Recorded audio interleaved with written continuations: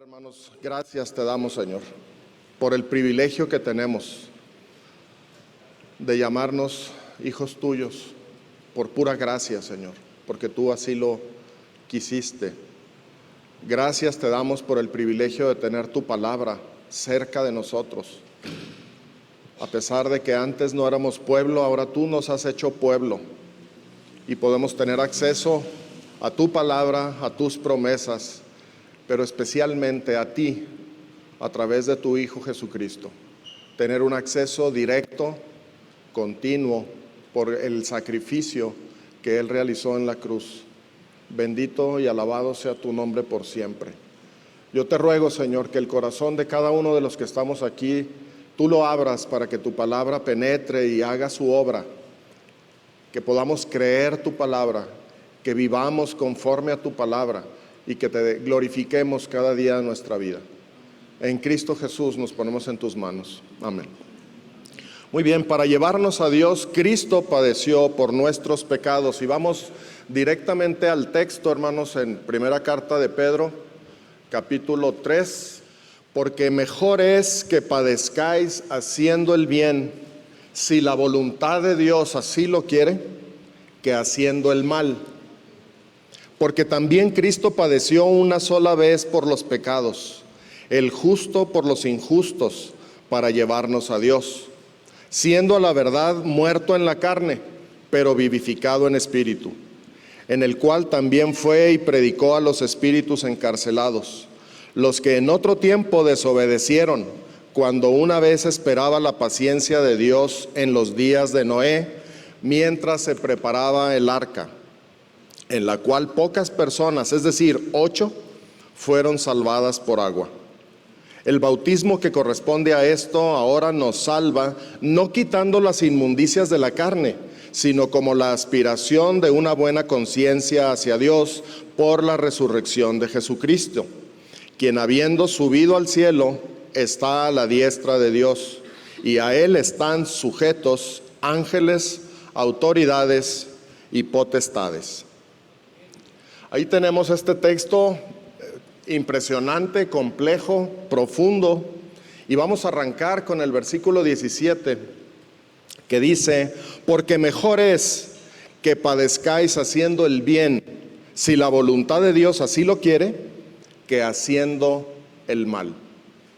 El tema del padecimiento lo hemos estado considerando desde prácticamente el primer capítulo de esta carta y sigue presente, es un tema presente. Y entendemos por la Escritura que podemos padecer haciendo el bien o haciendo el mal.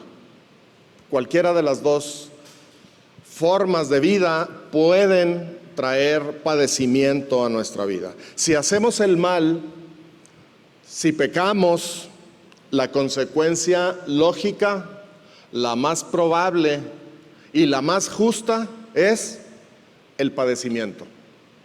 Yo no puedo andar por ahí en la vida haciendo maldades, haciendo mal, maldiciendo, molestando, insultando, atropellando gente y no padecer tarde o temprano.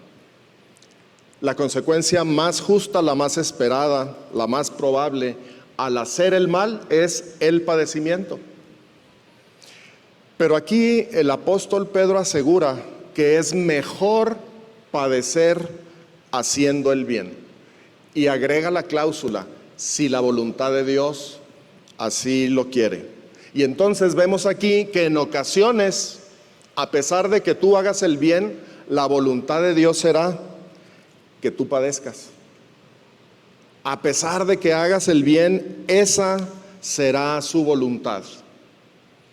Y eso nos recorre el cuerpo con escalofríos al oír esto, porque es difícil entender esto. ¿Cómo es posible que a pesar de hacer el bien yo pueda padecer?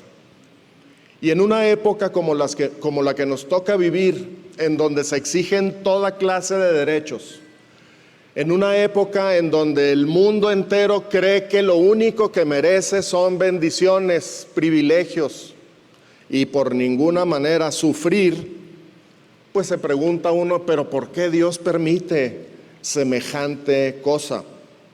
Y es que normalmente olvidamos que estamos hablando de Dios y que Dios es soberano. Se nos olvida muy seguido que Dios es soberano. Y decir que Dios es soberano significa que Dios puede hacer todas las cosas que Él quiera sin consultar a nadie, sin rendirle cuentas a nadie, sin que nadie se interponga. Efesios capítulo 1, versículo 11 nos lo dice claramente: en Él mismo, en Él asimismo, en Dios tuvimos herencia, habiendo sido predestinados conforme al propósito del que hace todas las cosas según el designio de su voluntad. Todas las cosas. Dios puede hacer todas las cosas según Él quiera. Eso es lo que significa según el designio de su voluntad. Olvidamos esto, aunque repetimos rutinariamente la frase: si Dios quiere, vamos a hacer esto o aquello. Si Dios quiere, nos vemos mañana. Si Dios quiere. Cuando yo era niño, no me recuerdo qué edad tenía, pero era noche y mi hermana mayor y yo pues nos íbamos a ir a dormir y dijimos: hasta mañana si Dios quiere, nos dijimos el uno al otro. Y yo no recuerdo si fue ella o yo, pero uno de los dos preguntó: ¿y si no quiere? Y dijimos, bueno, pues nos fuimos a dormir. Y oh sorpresa, hermanos, al día siguiente, a la hora que el reloj decía que ya debía de haber luz, no había luz y seguía oscuro. Y me acuerdo que mi hermana y yo fuimos a encontrarnos ahí en la casa y dijimos: ¿qué pasó? Dios no quiso. Ahí me quedó claro una cosa: Dios es soberano. Y si Él quiere, amanece, y si Él quiere, no amanece. Pero su bendita voluntad es buena, agradable y perfecta. Eso es lo que no podemos olvidar nosotros. Porque a veces se nos olvida y lo decimos en la oración: hágase tu voluntad como en el cielo, así también en la tierra. Que nunca sea esto, hermanos, simples palabras. Que en el corazón y en los labios del creyente siempre exista la plena certeza de que Dios es soberano y que su voluntad es buena, agradable y perfecta. Y debemos estar esperando, sujetos a su voluntad, viviendo para Él. No debemos olvidar esto, y podemos recordar promesas que nos dicen que todo lo que Dios hace tiene un propósito bueno para nosotros.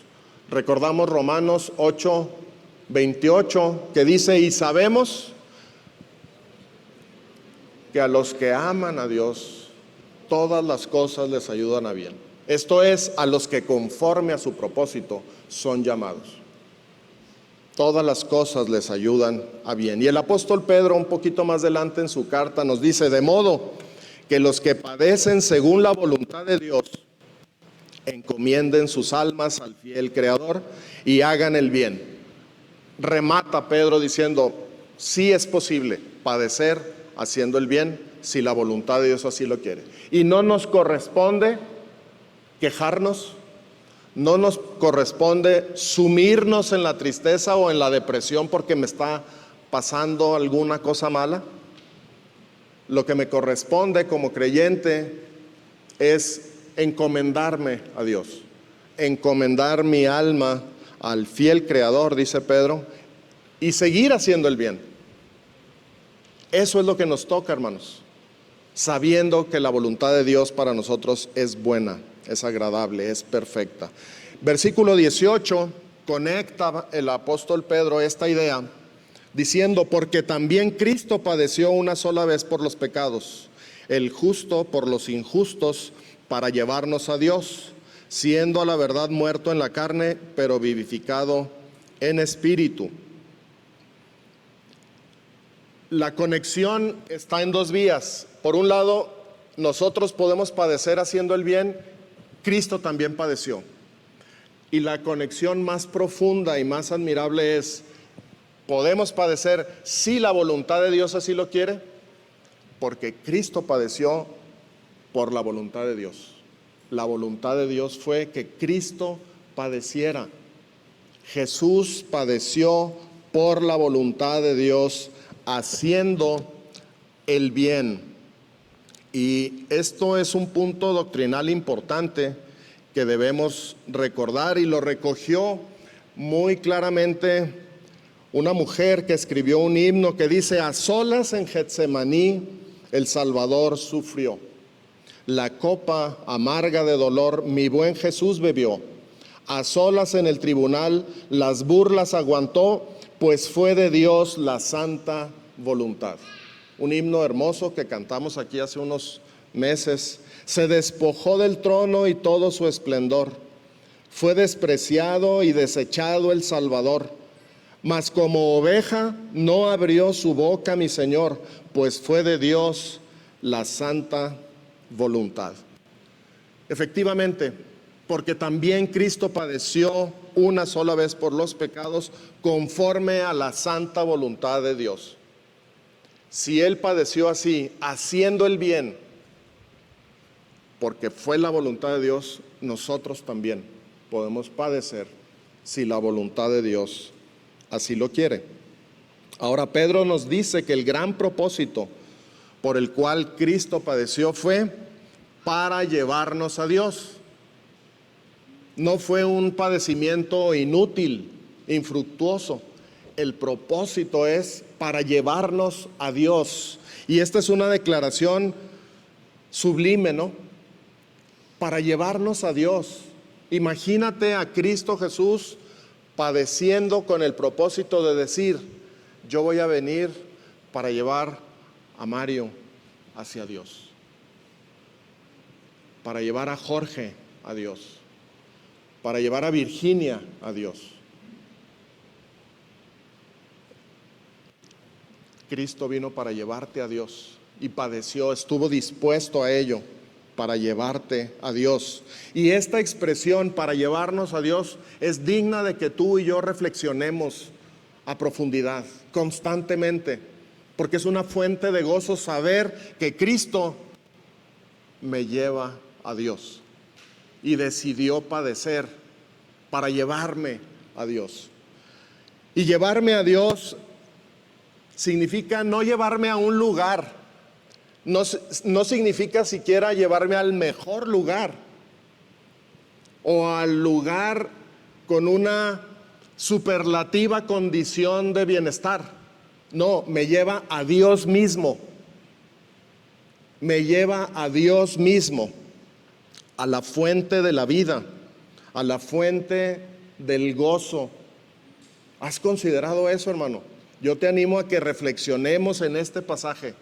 Cristo padeció por mis pecados para llevarme a Dios, para llevarme a la presencia de Dios, a la gloria de Dios. Y ahora, ¿por qué tuvo Cristo la necesidad de padecer para llevarnos a Dios? La respuesta es porque nuestro pecado nos separa de Dios. Nuestro pecado nos impide alcanzar la gloria de Dios y solo Cristo puede llevarnos de regreso. Él lo dijo así: yo soy el camino y la verdad y la vida, y nadie viene al Padre si no es por mí. Por eso tuvo Cristo que padecer, porque solamente a través de Él, por Él, somos llevados a Dios. No hay otra persona, no hay alguna religión, no hay alguna actividad, no hay absolutamente nada fuera de Cristo que te pueda llevar a Dios. Necesitamos estar en Cristo, porque estando en Cristo, el viaje, el destino es Dios. El destino del creyente es Dios. Ahora notemos bien que el padecimiento de nuestro Señor alcanzó el máximo nivel, llegó hasta la muerte. Dice, siendo a la verdad muerto en la carne, porque también Cristo padeció y el padecimiento llegó hasta la muerte, siendo a la verdad muerto en la carne. Y esta es una expresión muy solemne que tiene la intención de dejar perfectamente claro que Cristo murió. No es un lenguaje figurado cuando decimos que Cristo murió en la cruz. No es una expresión bonita para decir este sacrificio es el máximo sacrificio. No, es lenguaje real. Cristo murió en la cruz, murió en verdad. El único Dios vivo y verdadero se hizo carne porque era necesario para su plan de redención eterna. Y era necesario porque sólo así Cristo podría experimentar la muerte por nosotros y como cualquiera de nosotros. En otras palabras, hubo una identificación plena con el hombre. Y el Señor Jesucristo entonces es digno de ser nuestro representante ante Dios. Por eso Él tuvo que tomar carne y sangre para poder venir a padecer de esta manera, entregar su vida por nosotros. Y así fue. Llegado el momento señalado por el Padre, Cristo Jesús murió. Él entregó su sangre y dice la Escritura que la vida de la carne está en la sangre. Y Cristo Jesús derramó su sangre por nosotros. Amén. Él estuvo dispuesto. Me preparaste cuerpo, dice ahí en la carta a los Hebreos. He aquí estoy dispuesto para hacer tu voluntad, Señor. Otra vez, la voluntad de Dios era esa, que Él padeciera para llevarnos a Dios. Su carne dejó de vivir, las funciones fisiológicas de su cuerpo se detuvieron. No hubo signos vitales. Cristo murió y Cristo murió por nuestros pecados, y esto es un hecho histórico, una verdad histórica, parte fundamental del Evangelio de la gracia de Dios, que necesitamos creer para poder ser llevados por Cristo a Dios. Fue de Dios la santa voluntad, como dice el himno. Pero el pasaje también nos dice que después de morir, Cristo fue vivificado en espíritu, ¿verdad? Aquí lo tenemos. Y podríamos pasarnos la hora hablando del poder supremo de Dios que hizo posible que el cuerpo muerto de Cristo fuera vivificado otra vez, que recobrara la vida. Nadie puede hacer eso, solo Dios. Dios es el único que puede dar vida. Y Cristo Jesús, a pesar de que murió ciertamente, también regresó de la muerte con poder y gran gloria. Fue vivificado en espíritu y posteriormente resucitó, venció la muerte y ascendió al cielo. Y la resurrección, como sabemos, es otro punto fundamental de nuestra fe, de capital importancia. Vamos a los versículos 19 y 20. Dice, en el cual, es decir, en ese espíritu, en el cual también fue y predicó a los espíritus encarcelados, los que en otro tiempo desobedecieron, cuando una vez esperaba la paciencia de Dios en los días de Noé, mientras se preparaba el arca, en la cual pocas personas, es decir, 8, fueron salvadas por agua. Hermanos, es justo decir que este par de versículos es un pasaje difícil de explicar.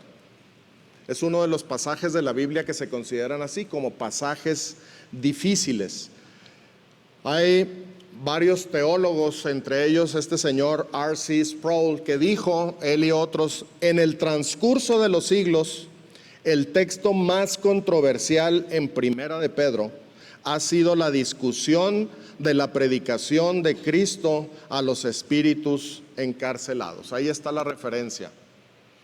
Es un pasaje difícil, un pasaje complejo, pero vamos a procurar hoy tener una explicación de este pasaje, porque ha habido varias posturas sobre este texto. Y lo más probable, al haber tantas posturas de teólogos prominentes, lo más probable es que no va a satisfacer a todos lo que pudiéramos concluir hoy, pero podemos hacer el intento. Y antes de continuar, tenemos que decir que la forma de poder llegar a presentar una sugerencia que explique un pasaje difícil es consultar la misma Escritura.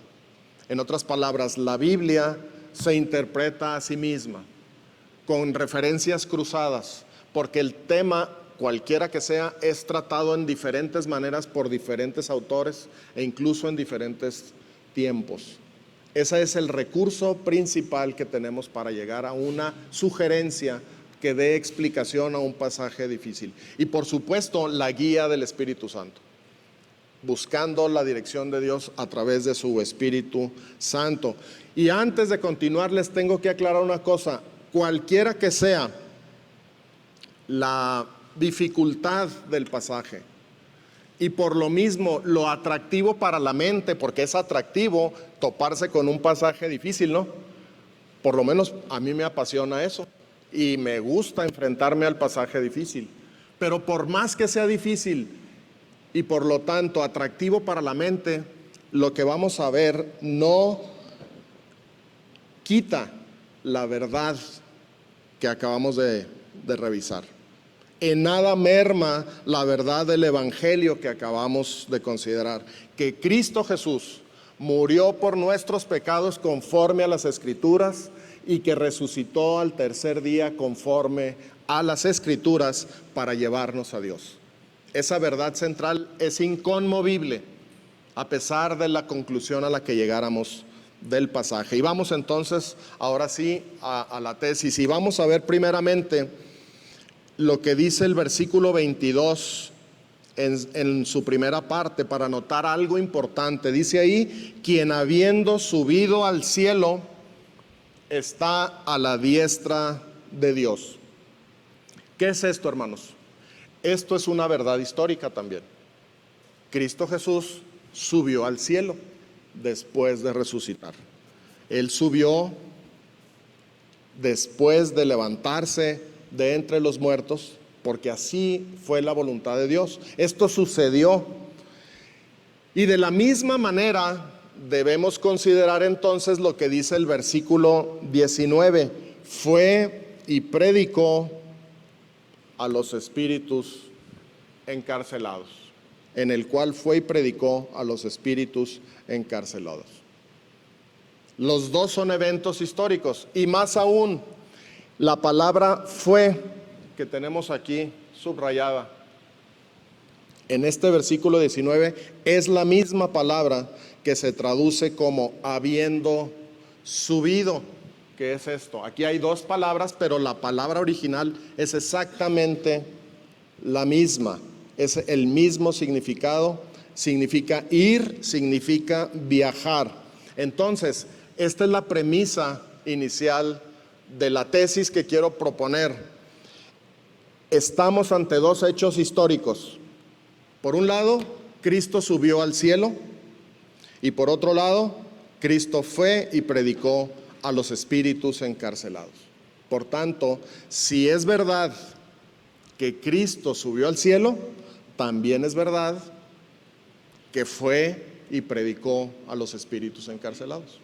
Las dos cosas son ciertas, las dos cosas sucedieron. Además, está muy pegaditos ahí los versículos. No podemos decir: Cristo subió al cielo, eso sí es verdad. Cristo fue y predicó a los... eso puede ser sentido figurado. No podríamos, bajo ninguna regla de interpretación, hacer eso. Estos son dos hechos históricos. Pero entonces, ahora sí estamos en condiciones de avanzar, y para tratar de tener esta exposición de lo que sucedió en estos dos versículos, necesitamos primero resolver cuatro cosas clave. Cristo fue en el Espíritu a algún lugar y en algún tiempo. Entonces necesitamos identificar a dónde fue y cuándo fue ahí. La otra oración dice: Cristo predicó a los espíritus encarcelados. Entonces necesitamos definir qué fue lo que predicó y quiénes son esos espíritus encarcelados. ¿Me siguen hasta aquí, hermanos? Eso es lo que tenemos que resolver. No podemos darle vuelta al pasaje e irnos. Ahí está. Son hechos históricos, pero necesitamos, para entender qué predicó, a quiénes, a dónde fue, porque dice que fue y predicó. Y dice que le predicó a los espíritus encarcelados. ¿Quiénes son esos espíritus encarcelados? El versículo 20, la primera parte del versículo 20, nos da de inmediato la respuesta a esta pregunta: ¿quiénes son los espíritus encarcelados? Dice el versículo 20, la primera parte: son los que en otro tiempo desobedecieron, cuando una vez esperaba la paciencia de Dios en los días de Noé mientras se preparaba el arca.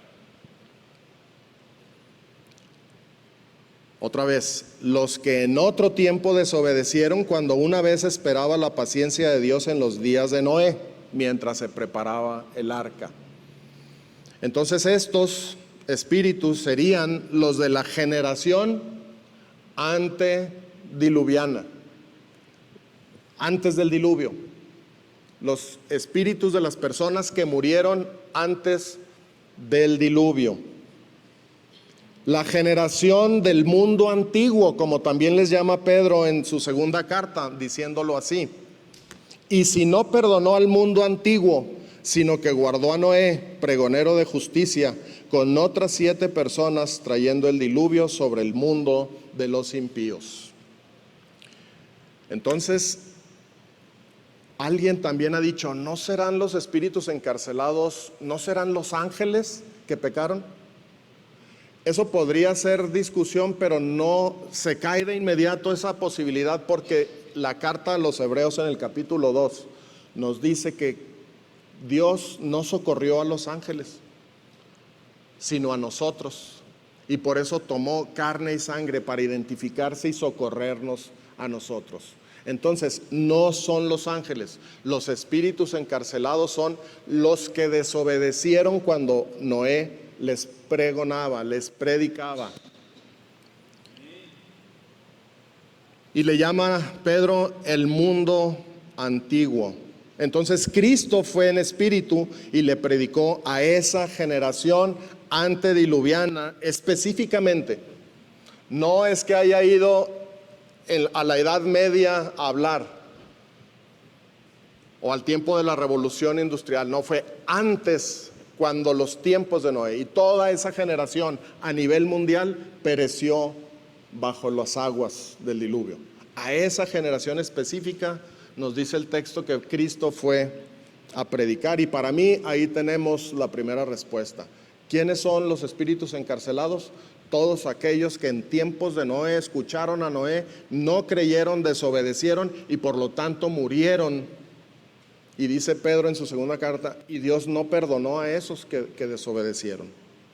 Ahora, hablando de cuándo tuvo lugar esa predicación de Cristo, algunos teólogos sugieren que el Espíritu de Cristo estaba en Noé predicando al mundo de aquel tiempo. Así como cuando Pedro dice en el capítulo 1, versículo 10 y versículo 11: los profetas que profetizaron acerca de esta gracia destinada a vosotros, ¿qué dice?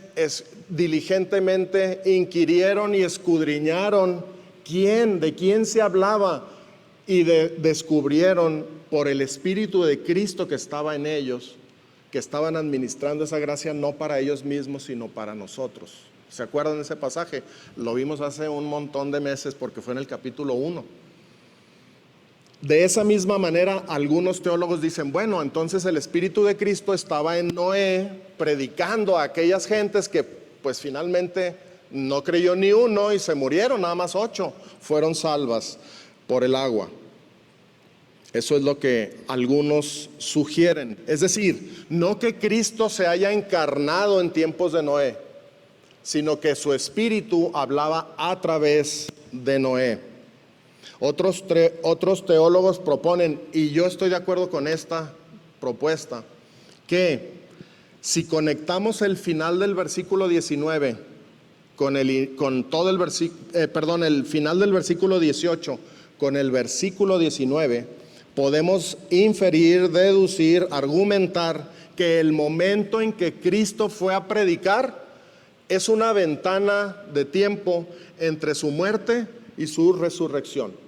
Es decir, cuando su espíritu fue vivificado, no después de resucitar, porque después de resucitar Cristo resucitó en un cuerpo glorificado, y aquí dice que fue en espíritu. Entonces, para estos teólogos, y yo coincido, el momento, es decir, el cuándo fue, Es un momento entre la muerte y la resurrección. Miren cómo conectamos el final del 18 con el versículo 19. Siendo a la verdad muerto en la carne, pero vivificado en espíritu, en el cual también fue y predicó. Es decir, en esa ventana entre la muerte y la resurrección, al ser vivificado Cristo, nuestro Señor fue. Él es Dios, Él puede hacer todo. Y en ese momento Él decidió ir, ¿a dónde? Ahorita lo vamos a descubrir, pero fue a hablarle a la generación antediluviana. Y ahorita vamos a ver qué les predicó. Entonces, este marco, esta ventana de tiempo entre la muerte y la resurrección nos da, en mi opinión, la segunda respuesta, y lo podríamos apoyar con versículos tales como Efesios 4, del 8 al 10, por lo cual dice: subiendo a lo alto llevó cautiva la cautividad y dio dones a los hombres. Y eso de que subió, ¿qué es? Sino que también había descendido primero a las partes más bajas de la tierra. El que descendió es el mismo que también subió por encima de todos los cielos para llenarlo todo.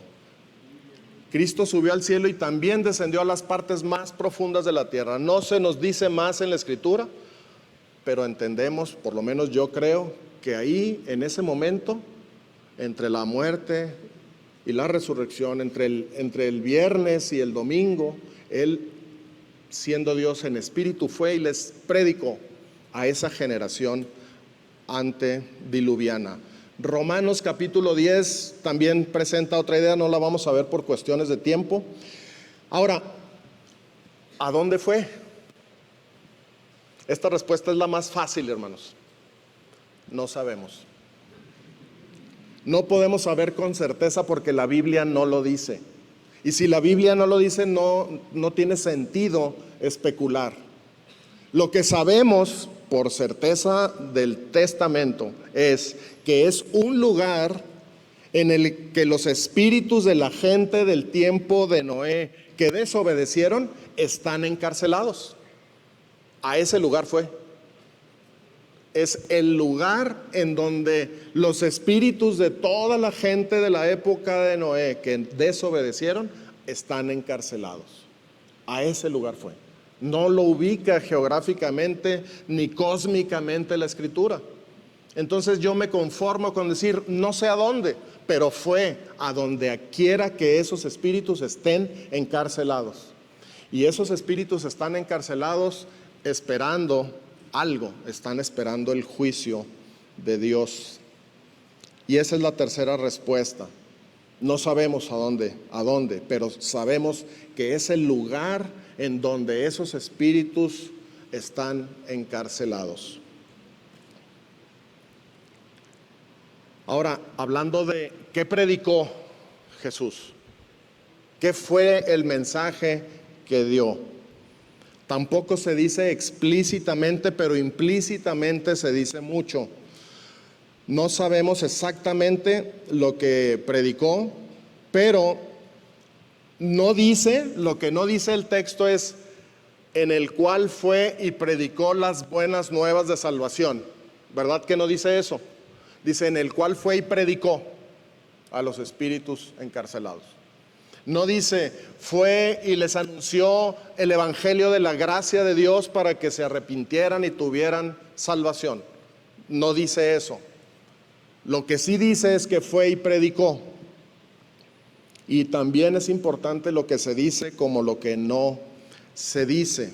Aunque algunos sugieren que Cristo les predicó el evangelio con la posibilidad de que creyeran para salvación, hay otros que sugieren que solo les proclamó la victoria sobre la muerte.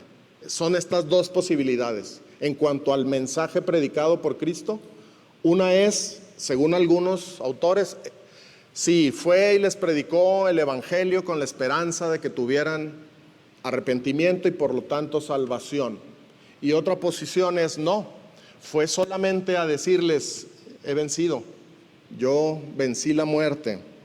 La primera posibilidad, esa de que fue Cristo a predicarles el evangelio de salvación, se empieza a tambalear de inmediato si lo contrastamos con pasajes como Hebreos 9:27, que dice: y de la manera que está establecido para los hombres, que mueran una sola vez y después de esto el juicio.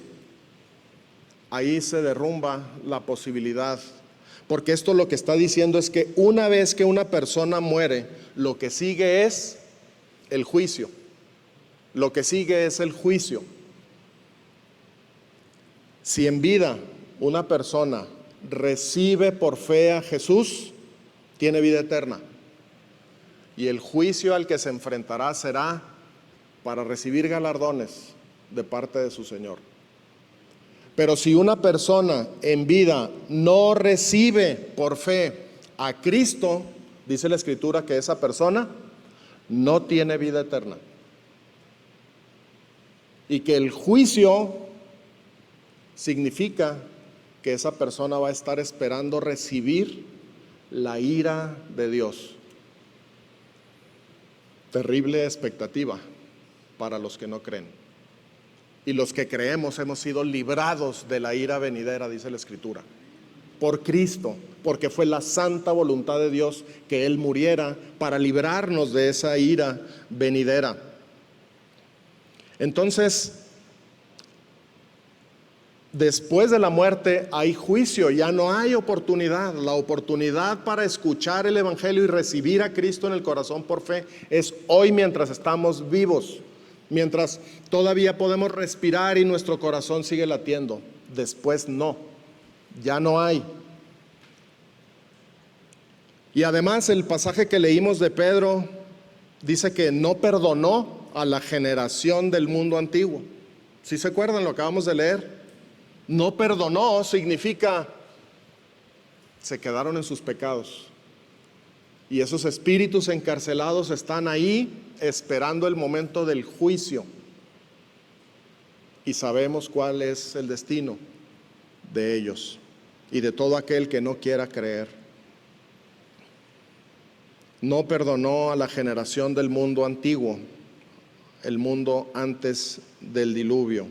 Ahora, la segunda posibilidad, si no les habló entonces del evangelio de la gracia para que se arrepintieran y tuvieran salvación, ¿qué fue lo que les predicó? Y para eso se requiere entender qué quiere decir Pedro cuando dice que Cristo fue y predicó. La palabra que él utiliza es la palabra keruso, ahí la tenemos en pantalla, es un verbo, keruso, y significa proclamar, así como lo hace un proclamador público, el heraldo, no el periódico de Chihuahua, no, una persona, así se llama la persona que publicaba eventos, anuncios en la plaza de los pueblos, era el heraldo. Por eso se llama así el periódico, el Heraldo de Chihuahua, es decir, el que nos trae las noticias. Y esa palabra heraldo es la palabra kerux, no sé si la puse ahí, sí, aquí está, en griego, kerux significa heraldo. Y el verbo para decir predicó, lo que está usando Pedro es keruso. Esa palabra es la que está usando Pedro.